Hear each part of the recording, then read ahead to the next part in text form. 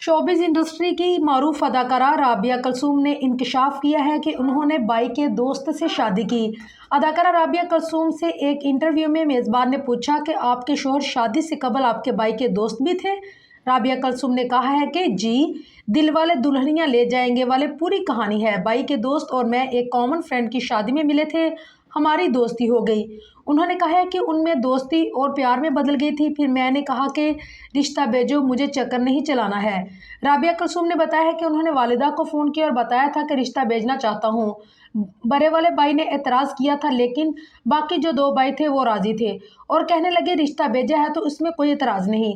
अदाकारा ने बताया कि रेहान की इंक्वायरी फौरी हो गई थी। भाई फैज़ान शेख ने उनके ऑफिस में पता किया था। वाज़ेह है कि राबिया कलसूम टेलीविज़न की नामवर सीनियर अदाकारा परवीन अकबर की बेटी और फैज़ान शेख की बहन है। अदाकारा माहा मामर उनकी बाबी है। उन्होंने 2018 में गुलकार रेहान नाज़म से शादी की थी। जोड़े के यहाँ 2021 में एक बेटी की पैदाइश भी हुई थी।